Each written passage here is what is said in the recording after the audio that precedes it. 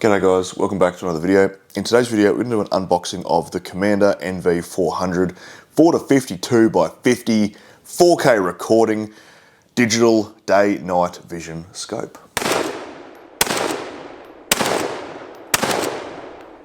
Before we crack into this box, I did review a OneLeaf product, which was a night scope, which I had on a 22 Magnum. I'll put a link in the description and up in the top right hand corner if you want to go and check that one out. That was a pretty cool scope. I did enjoy that quite a bit. From doing that review, they reached out to me and asked me if I would like to review the next model up, or the proper night scope, being the NV400, and I said yes. They sent it out to me, and here we go. Going to do a couple of videos on this. So obviously this video is just going to be an unboxing.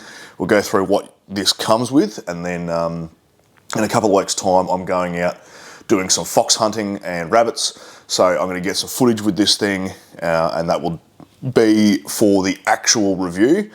Put it through its paces, and I'll tell you exactly how I feel about the scope. Let's crack into it and see what we get. The packaging looks very nice. I don't know why people care about packaging. I get it all the time. Oh, what's the packet like? I don't know, it's a bloody box, mate. But yeah, the packaging is nice. So on that side there, we have our different reticles. So that looks like mil, that's mil but a different reticle.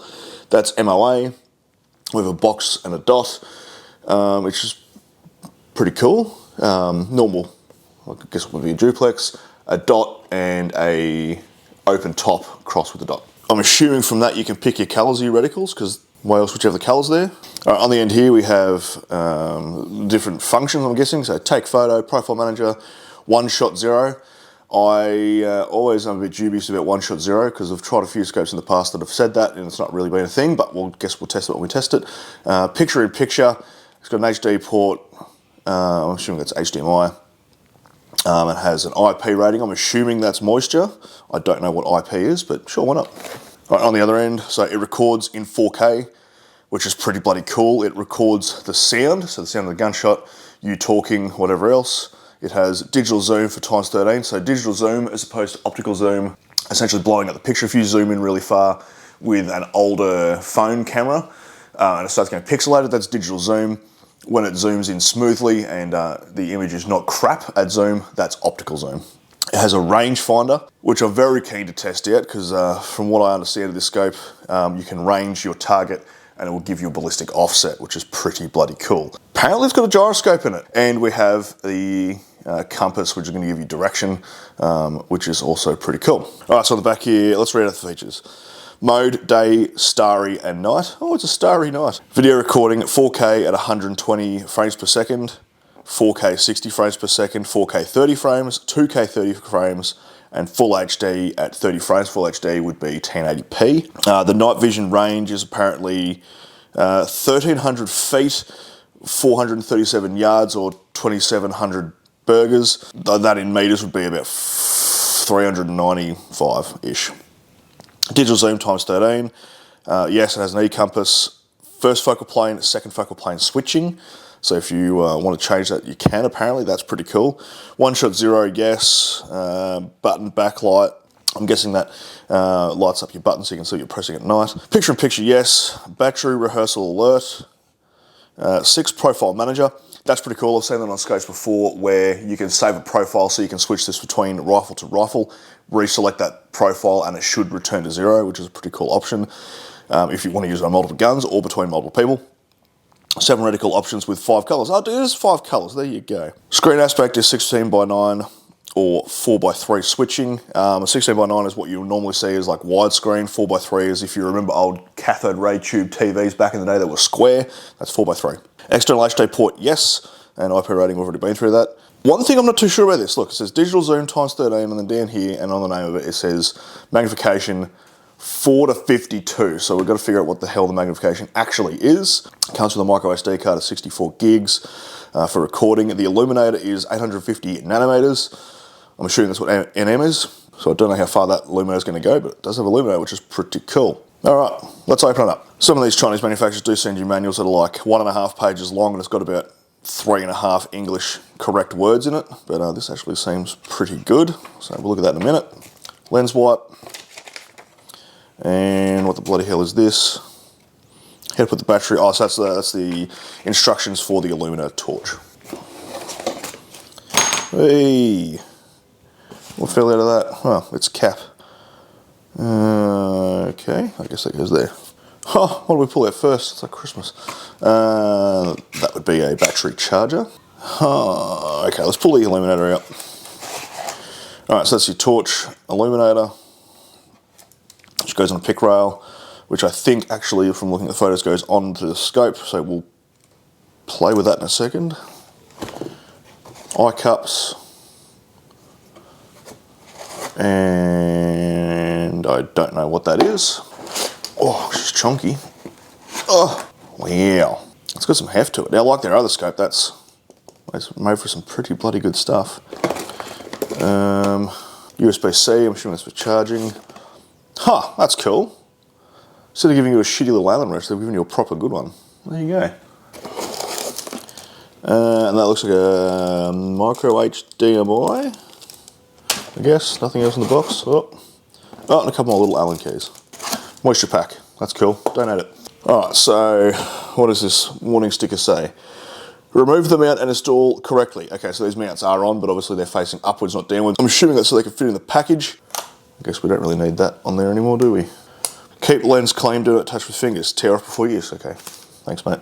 What does this one say? 50mm battery. Okay, sure. I'm just gonna flick these around because they're going to annoy me if I don't. And we're back. This actually got some bloody heft to it. I've reviewed night scopes in the past, like proper dedicated night scopes like this. The one that springs to mind is the ATN, whatever the bloody hell that ATN was. We have had a big jump in night vision and thermal tech in the past. Now, this is a night scope, not a thermal scope. I just want to throw it off the bat right up. What's the difference between a night scope and a thermal scope, or a night scope being an II, image intensifying scope? They both use IR wavelength, just that one is short IR and one is long IR. Go and Google thermal and night vision and you'll figure all that out. Essentially, this is not picking up on heat signatures, it is picking up on ambient light to put ambient light onto a sensor, which is then going to make it more able to see in the dark. So if you imagine an old school camera, you don't really see this tech anymore, but an old school camera where you put on a night mode and everything goes slightly green, and if you've got light, it obviously amplifies it. That is essentially what this is. This is just a camera in here with an optical lens in front of it. That's all a night scope really is. The buttons all feel super nice. Right, let's see. So that's just a little rubber lens cap for the diopter. Obviously I've never played with this, I don't really know what the bloody hell I'm doing. I'm guessing that's a bit of a diffuser, potentially for day.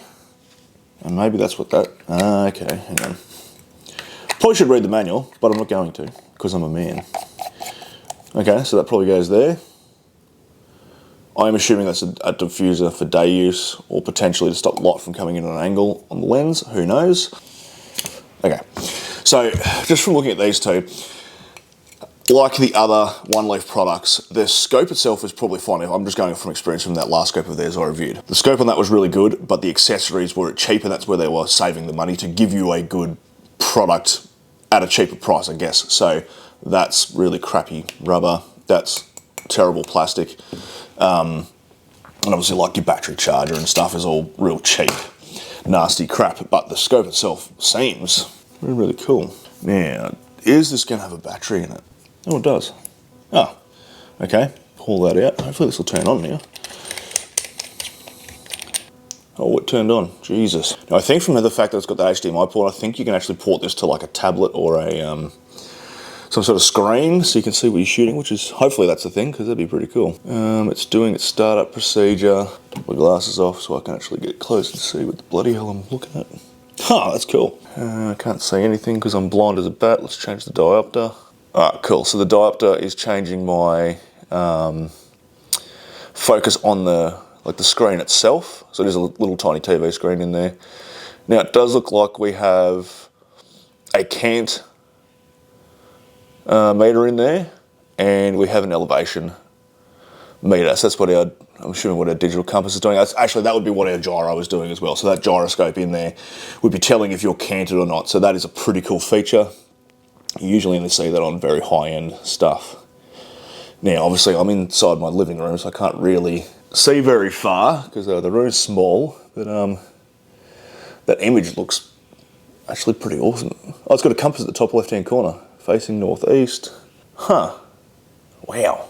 That is super cool. System power off, and it's off. So all these caps, they're all aluminium. Got really nice seals in them, like rubber O-rings and stuff. I guess that's where you put your SD card and stuff. That's cool.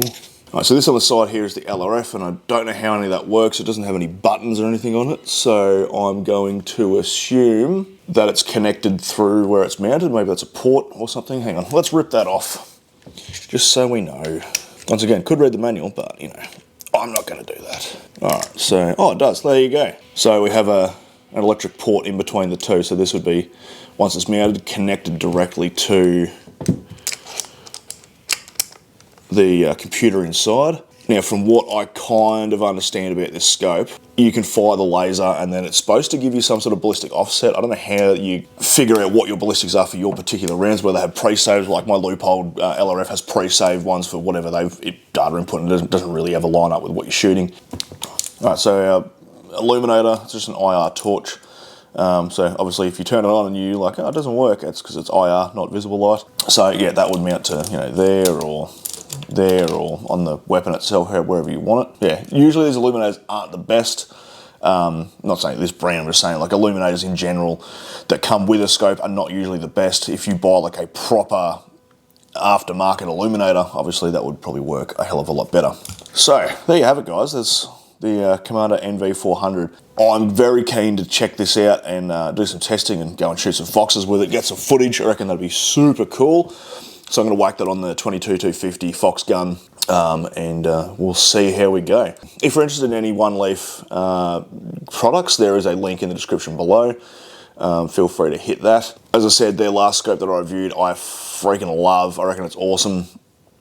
And this seems like a whole nother level up from that. That to me was like pretty good quality, and this just seems like a whole nother level of good quality. At face value, just holding it and having a feel for it and looking through it, this to me feels a lot better than that ATN, whatever model that was that I reviewed a few years ago.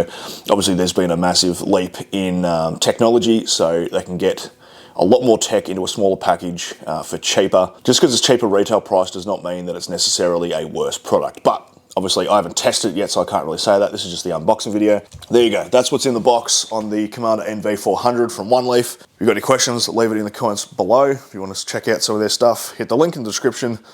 I'll see you next video, and hooroo.